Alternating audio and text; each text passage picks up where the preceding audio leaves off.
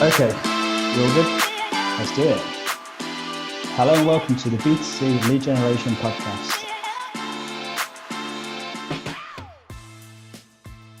You're listening to the B2C Lead Gen Podcast. My name is Daniel Hopewell here with Simon Delaney, and this is episode 109, Why Brands Need to Start Buying Leads. And in this episode, we're going to be looking at lead buying through the perspective of brands who perhaps haven't started yet or who have only tentatively dabbled in doing so. And we're going to sort of explain why lead buying needs to be a key tactic in their overall marketing strategy. So let's just dive straight into it, Simon. Let's answer the question, why do brands need to start doing it? So brands need to start buying leads because it's a way to either build their CRM so they can market more effectively because they struggle to get people's email addresses or contact details at any great number. Or they have a sort of sales process where it's very consultative. So you need a lead because you've got to get a person to a point of like definite interest before the process of then the sort of consultation starts. So this is like, considered purchases and high value products and stuff like remortgaging. And the other is if you have a sort of brand which is in a vertical where consumers could potentially use stuff like comparison sites. So what that means is they're less bothered about the brand and more bothered about the offer, whether that's like, the products, like the speed of the internet they're going to get, or the value of their energy, like how cheap can they get it. They don't mind who they're going to work with. Those three things are why brands need to collect leads, but ultimately it's driving sales. That's what it's coming down to. So it's getting ROI on the leads that you're buying in order to increase your revenue and drive more sales. Yeah. So we'll look more at the sort of the benefits of doing this and compare it to other tactics and that kind of stuff as we progress. But before we do that, let's just flip this and say what are the reasons why brands might not be doing so, up to this point? What are the kind of the objections, the fears they may have, the concerns that are preventing them from actually starting? Yeah. So if we look at this from like the 3 points that I've mentioned, because they different types of brands that are buying leads. So let's think of the people that are buying marketing qualified leads and filling their CRM, and you get all different types of brands for this, right? So like, and I'll give you an example. I've worked with Steinway pianos in the past. Like, £2 million piano generating leads, MQL leads, Really? and people that are interested. They sold 6 pianos, bear in mind. On the back of it, I think they spent like $8,000 or something. And right from that, you'll then have Thomas Cook, the holiday company that are wanting to drive courage leads of people and find out, are they interested in visiting the Caribbean and how much they want to go for. What stops those companies doing it is, right, there's a few reasons. Number one is the quality of the data. Right. Can they rely on the quality of the data, or are they going to be polluting their CRM? And so if you don't have specific stringent processes and systems in place that can ensure the quality of that data, it's going to be difficult. The other is they just don't have like the necessary infrastructure to potentially buy leads. So this is going to sound strange, but I see this all the time. So companies buying marketing qualified leads, but they don't have the process set up to actually start nurturing those leads in advance. What they do is just dump them into like a generic newsletter that might be going out to like a database they've built of organic prospects or paid media over X amount of time. And that might not necessarily work because these people are, they're signing up for a specific purpose and they might be expecting a slightly different journey based on what they signed up to. And the other is really simple, which is like building landing pages, right? It's just this understanding that you can't necessarily drive this traffic to your website if you're going to do it to a form.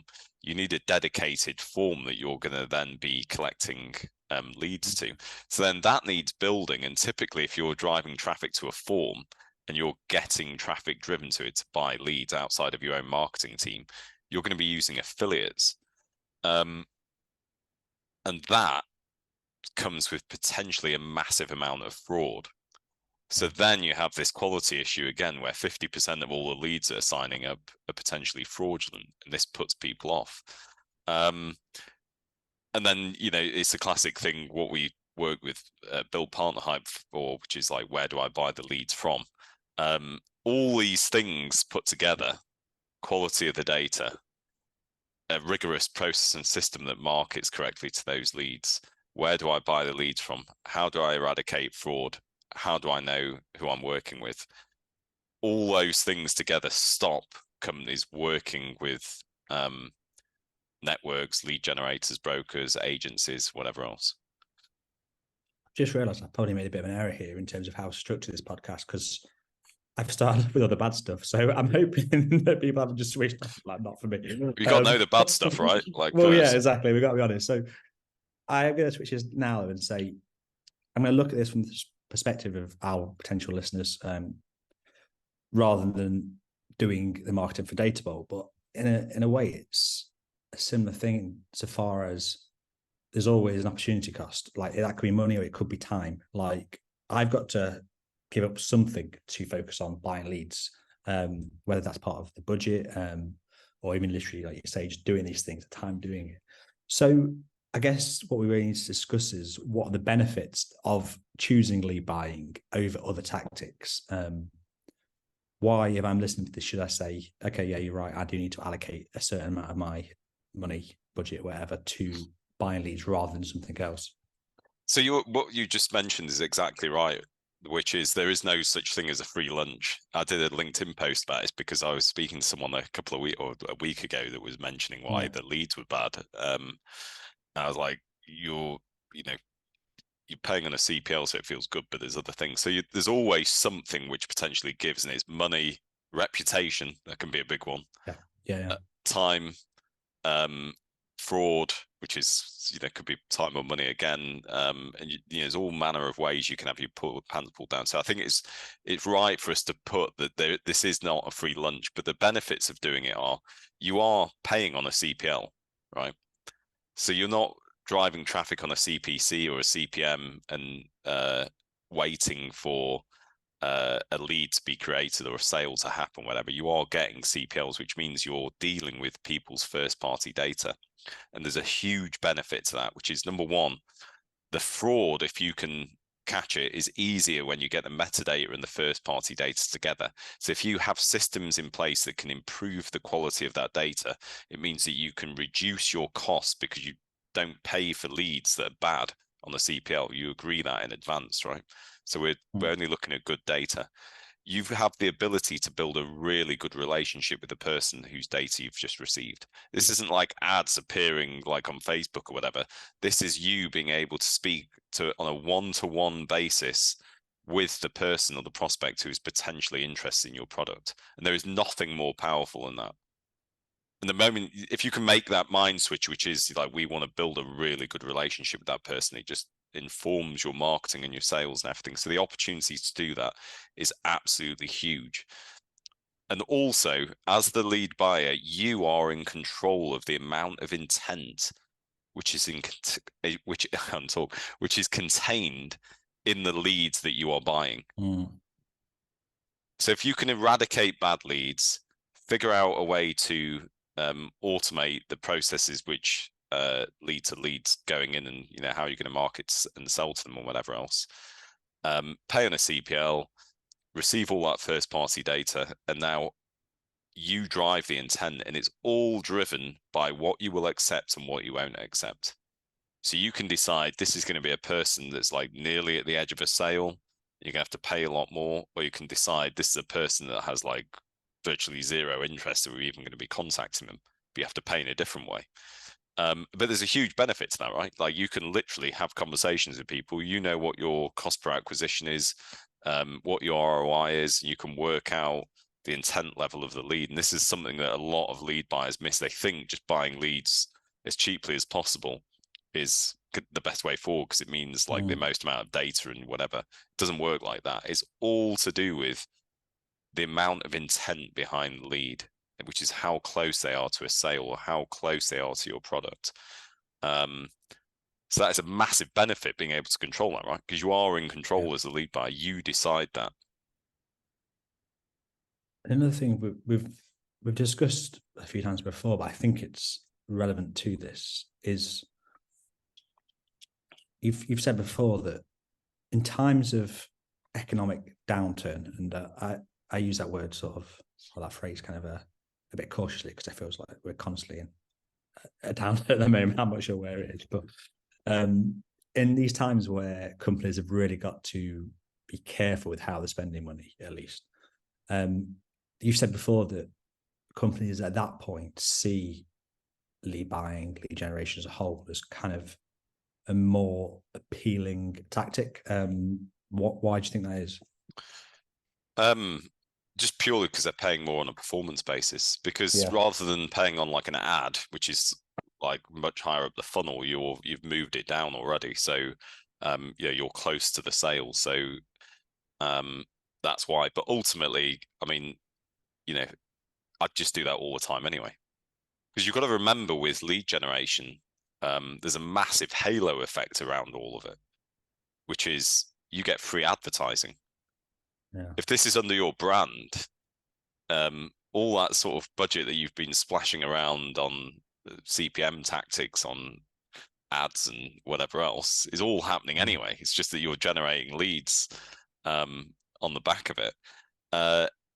And having all that first party data and being able to have that one-to-one conversation, whether that's like via email, SMS, however you're going to do it, call them,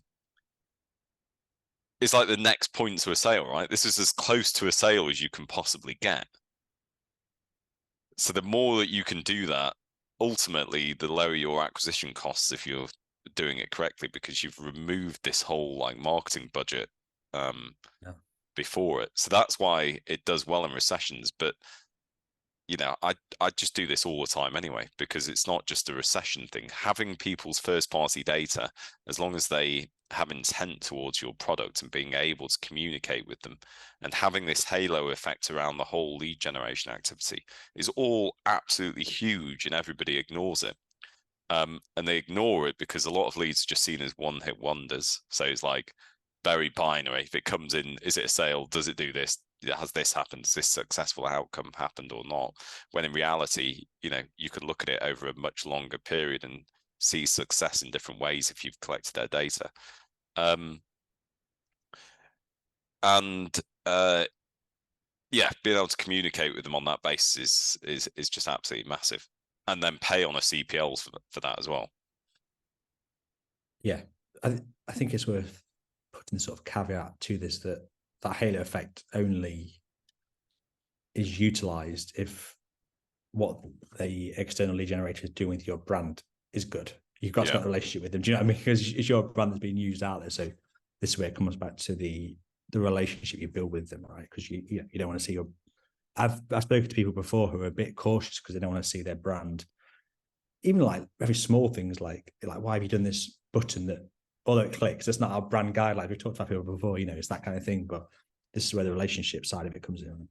Yeah, I mean, and a lot of brands like that, that's why they work on affiliate marketing. So ignoring all the fraud behind it, they see that they can control the email creative that's used, they can control the banner that's used, they can control the landing page that's used, and then they benefit from that huge halo effect, which is never taken into account, but ultimately has like a massive impact. If you're buying leads and the lead gen from a lead gen partner and they're using their own brand, I won't go into it again. This is why it's a great opportunity for a lead gen brand to create a brand, because they're not utilizing that halo effect, but you still benefit from the vertical intent in some way.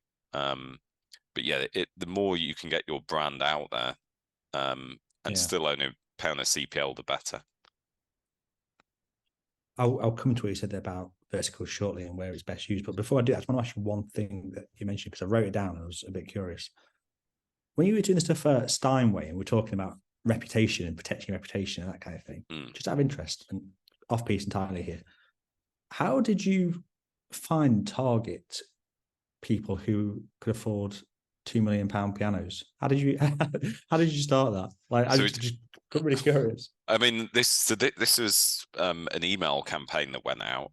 They actually paid for it at the time on a CPM, so they were just doing it on a cost per thousand, and it was to do with the targeting of the email. So we got the email creative, and the list that was put together was something like, I can't remember, I mean, this was like a few years ago, but we looked at stuff like the value of someone's house. So obviously you've got this data and you can start to look at the postcode, the house number. We looked at the age of the people. So we made a decision about how likely they were to potentially play the piano.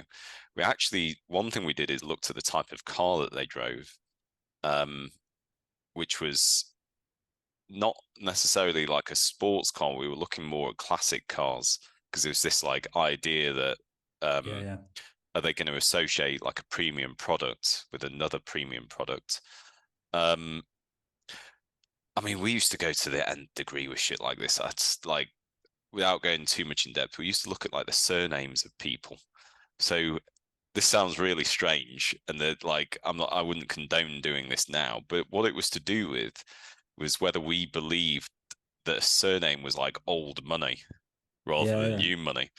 So it would be something like, I don't know, if someone's name was like Bradley, we'd be like, are they going to buy a Steinway? But they look like they're worth 5 million, but they're going to buy a Steinway? Seems unlikely. But then you have like Cuthbert, you know, Smythe the third. And it's like, this guy's worth 5 million. And he sounds like he might buy a Steinway. Do you know what would be really interesting now? I assume we did this at the time, but it comes back to that machine learning stuff we did.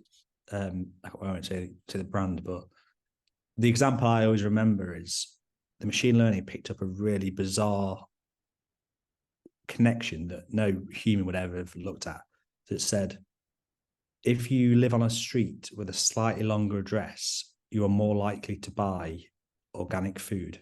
There was a bizarre connection. So you, in a similar way, you could make those connections using this data and then target people. I mean, I don't know whether I assume you did do machine learning then, but I wanted to bring this up just because I'm thinking people might be listening to this who haven't done lead buying, and Steinway is probably quite an extreme example. I wouldn't have thought that they were doing lead buying. So the email was actually to a newsletter. So we sent the email out. It went from a third party or several third parties. So because to get this, we had to like build a type of profile, and then so basically I was like an agency sat in the middle. So then I'd contact other companies and I'd start to work with them on building what we believed was the sort of perfect profile. And then the email went out, it went to a page that a user signed up to from here to hear about it. And then from there, they contacted them and took them down a nurturing funnel. But yeah, it gives you like an idea of, you know, some companies do this at the moment where they're thinking about targeting and everything. But what's interesting is that using like really nuanced approaches in how you target people. And what's amazing is, going back to like, why do people generate leads, is we could only do that because someone else had already generated the leads. Yeah. Like, you can't do that sort of targeting on Facebook. You can't create like that audience. You can't sit down and look and think, who's old money. I mean, it sounds incredible now that we did it, but we genuinely sat down and were like, do you know what? People with these sort of like new money names aren't going to be buying products like this. And so this is the benefit of having this first party data, is like, you can take a really quantitative approach where you're analyzing the data and the results from things, but then you can go really qualitative with it and start thinking about, you know, who is more likely to actually be interested in this product? What are we seeing them doing? How are they interacting with it? And this is one of the reasons why you want to build this CRM, is you get these insights and you get the people that are interested in your products, and then you can dig even deeper into it. This is, I mean, I didn't even think of it to begin with. I'm only thinking it now, talking about like how we targeted Steinway people, but it's also to do with that, is like the benefits that give you. And very rarely do people do this, right? they get, if you're getting MQLs like a brand and they're buying leads, which a lot of them do, they stick it all into a newsletter that goes out every month or week or whatever. I've done it for millions of companies, and they just get the same thing, whatever. And then the opportunity is actually there because you now have this first party data to really start thinking about how we're going to approach these people. Analyze the data. Machine learning, this is the amazing thing about it, like you mentioned, is there to help you do this now. The reason I jumped on that Steinway thing is just that I imagine there could be people listening who are like interested in buying leads and the whole thing, but maybe thinking it's not quite suitable for whatever company they're at the moment. But I'd say Steinway's quite an extreme example of someone you wouldn't think of as maybe going out and buying leads. So I think it's worth mentioning that pretty much everything you could probably find. It's all to do with find leads for. Exactly. It's all to do with the people, right? This is the beauty of first party data. Like I've worked with Ferrari, I've worked with Porsche, Steinway, like we mentioned, some real serious premium products, done promotions of like first class stuff for airlines. We're talking to Alfredo Lloyd Dawson on the thing about multi-million-pound houses in Marbella, doing the lead generation for them. It's all to do with the audience you're hitting. And so is finding that affinity with the targeting and the products. And this is why you can't focus on the quantity necessarily. It suddenly makes you think, it's not really relevant, but it made me think of that. There's a quote, I want to say it's the creative director of Lamborghini. Maybe the title is wrong, but he was asked why he never run a TV advert for Lamborghini. And his response was because the people who can afford Lamborghinis aren't watching TV. So I thought it was a really good example of targeting. But anyway, I'm going to go bring this back around now because we talked about the extreme, but I think it's probably worth bringing it back around to sort of say, you can do it in pretty much any industry if you do the targeting correctly. What are the verticals, industries where lead buying typically works especially well? Yeah, so if we remove the filling your CRM thing, because that lots of companies do that in lots of different things. So if we concentrate more on the companies that are consistently buying leads, it kind of goes back to the top what we spoke about. So anything that requires like a considered purchase almost certainly needs to generate leads because you're going like top of the funnel down. And so at some point they need to raise their hand and be like, yeah, I want someone to talk to me about this. And then, that they're in line now to start making that decision. Whereas if you just go like a cold approach, you're just spamming the life out of thousands of people trying to find that one needle in the haystack, whereas you want them to make that decision to go further. So when there's anything that requires a considered purchase, houses, potentially cars, anything that costs a lot of money, any life-changing event, anything like remortgages, this is why a lot of financial services do well, is because it's a considered purchase. You need some sort of information or consultation around it. So anything like that. And the other is anything which could be seen by the consumer as like non-brand driven. And this is this thing with like comparison sites, which ultimately are like lead generation companies in some ways, right? Which is the consumer doesn't give two shits about who they get the product from. They just want the best offer, the cheapest price, the best bundle. They actually don't know which one to go with, so they're just going to choose whichever one that recommends, whatever the reasons are. That isn't to say the brand doesn't potentially have power, but it's like a commodity product. So,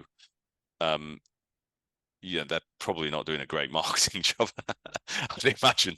But these consumers are just like, I don't care, who I get my energy from. I just want the cheapest energy I can possibly get.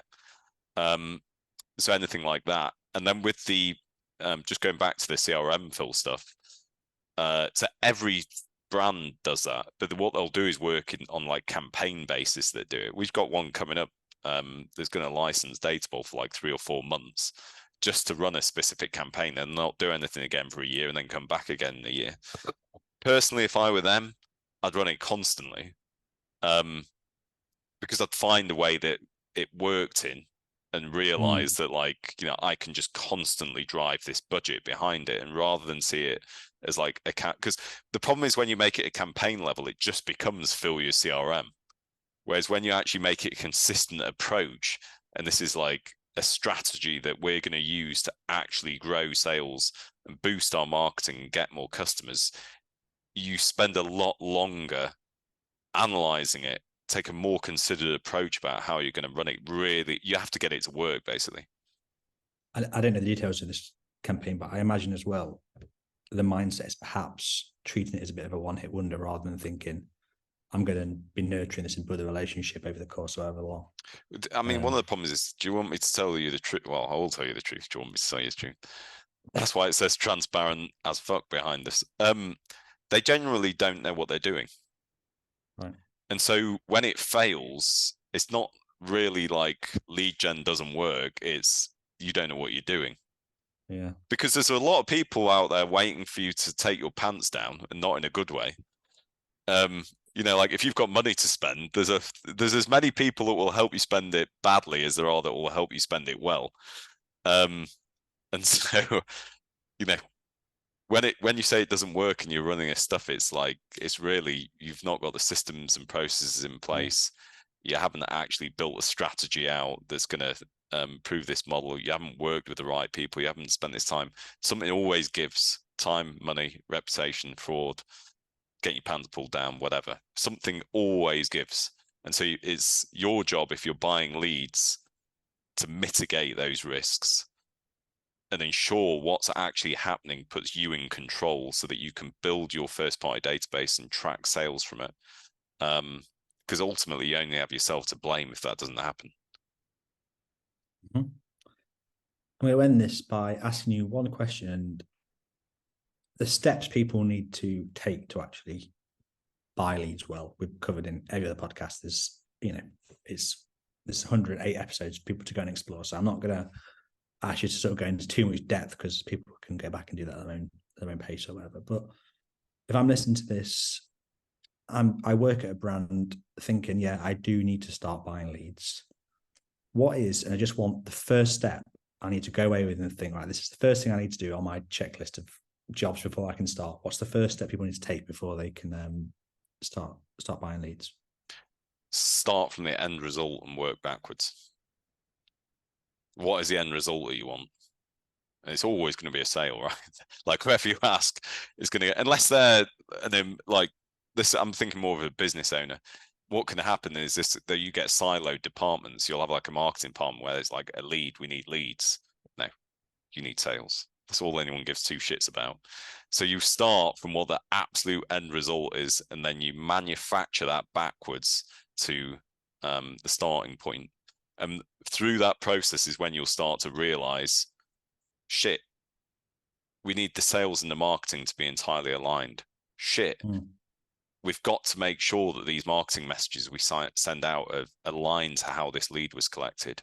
Shit, we need to understand exactly how these leads are collected, which means we need to know exactly who we're working with, what ads they're showing, how the leads are driven to pages, what traffic is used. Shit, there's loads of fraud. How are we going to remove it? Shit, there's loads of bad data. How are we going to remove it? How are we going to qualify these people can be our customer? You literally, you go back in a line, that's what will happen. But what everyone sees as success is the lead, and that's why it all falls apart. And that's nice. A nice way to wrap this up. Like I say, you can go back and you can listen to all these tactics and many more tactics in far more depth. But that first step is just a mindset shift, thinking about what you want to achieve. So yeah, you can listen to this podcast and you can have ticked that first step on the journey off by the time I wrap this up, because you can do that instantaneously. Yeah, I like that. Cool. That was episode 109, Why Brands Need to Start Buying Leads. Thanks for listening to the B2C Lead Generation Podcast. Be sure to hit subscribe to hear more from those at the very cutting edge of the lead gen world.